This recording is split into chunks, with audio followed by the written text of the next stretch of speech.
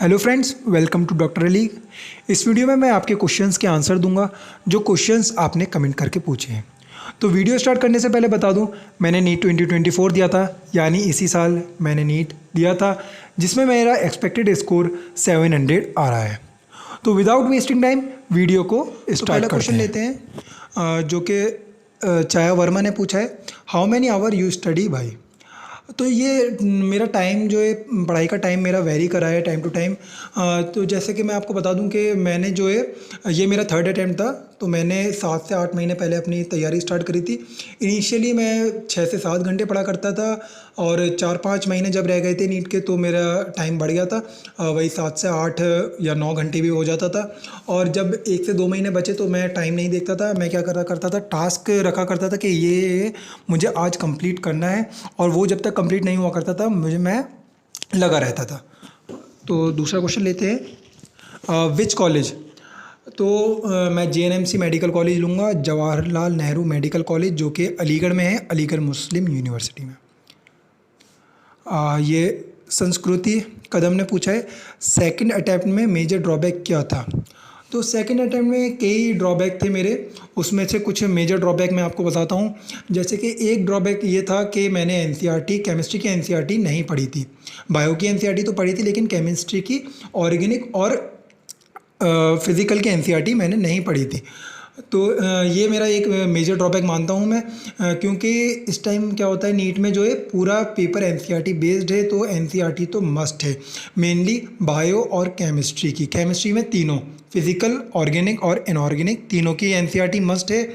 और फिज़िक्स की मुझे नहीं लगता कि NCERT इतनी ज़रूरी है, लेकिन अगर आप पढ़ना चाहें तो पढ़ सकते हैं, लेकिन बहुत ज़्यादा टाइम कंज्यूमिंग रहेगी। Where to contact you bro, got some questions to ask. अगर आप मुझे कांटेक्ट करना चाहते हैं तो मैं आपको इंस्टाग्राम आईडी दे दूंगा, लेकिन वो इंस्टाग्राम आईडी मैं आपको रिज़ल्ट के बाद दूंगा। जब तक आप मुझसे क्वेश्चंस यहीं कमेंट करके पूछ सकते हैं, मैं आपके कमेंट्स का आंसर ज़रूर दूंगा। Bro, how you manage BDS long NEET preparation, BDS के सेमेस्टर वगैरह के लिए कैसे प्रिपेयर किया। तो देखो, जो मैंने नीट की प्रिपरेशन करी थी वो मैंने 7 से 8 महीने पहले स्टार्ट करी थी। तो देखो, BDS जब मैंने BDS जब तक करा, तो मैंने जब तक नीट की प्रिपरेशन बहुत कम करी। लास्ट 1 महीने ही ऐसा हुआ है जहाँ पे मैंने BDS की प्रिपरेशन करी और नीट की भी प्रिपरेशन करी, लेकिन उसमें मुझे काफ़ी ज़्यादा दिक्कत आने लगी, तो मैंने BDS का बिल्कुल छोड़ दिया। मैंने BDS और नीट प्रिपरेशन ही करने लगा पूरे तरीके से। इसलिए, और मैं ये मानता भी हूँ कि दोनों चीज़ें मैनेज करना काफ़ी ज़्यादा मुश्किल हो जाएगा, तो ऐसा भी हो सकता है कि दोनों चीज़ें ही हाथ से निकल जाएँ, तो इसलिए किसी एक चीज़ को आप आगे करें। मतलब भाई, आपने कितने टेस्ट दिए थे टोटल 720 वाले। तो मैंने 30 से 35 टेस्ट दिए थे फुल सिलेबस वाले, क्योंकि हमारी कोचिंग में डेली टेस्ट हुआ करता था। तो तकरीबन 25 दिन तो मैंने वही टेस्ट दिए जो डेली हुआ करते थे, और इसके अलावा मैंने ख़ुद निकाल कर भी दिए थे। जैसे एलन और आकाश के जो AIATS होते हैं, वो सारे टेस्ट मैंने दिए थे। ठीक है, एलन की मेजर टेस्ट सीरीज़ मैंने दी थी। Bro, please explain how to increase mark in mock test.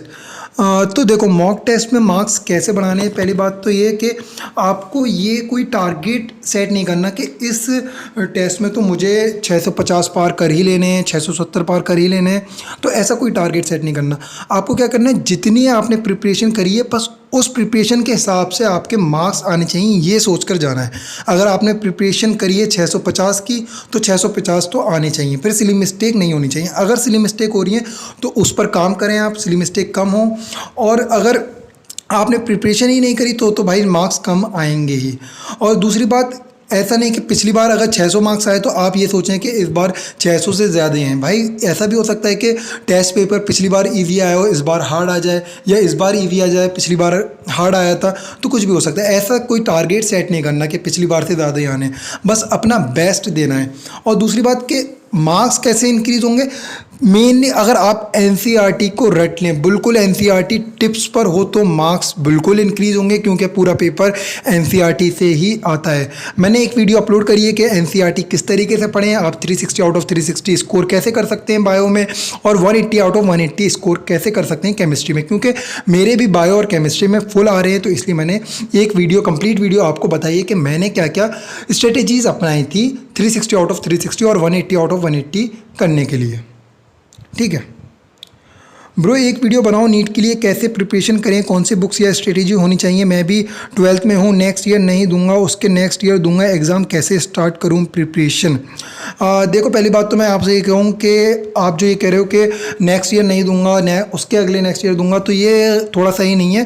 देखो अभी से स्टार्ट करो, इस बार थोड़ा आप सीखोगे। आप 12th में हो ना, तो इस बार तो आप दोगे, इस बार आपको काफ़ी सारी चीज़ें पता चलेंगी कि किस तरीके से जाना होता है, क्या क्या प्रॉब्लम आती हैं, लास्ट टाइम में कैसे डर लगता है, उसको कैसे हैंडल करना होता है।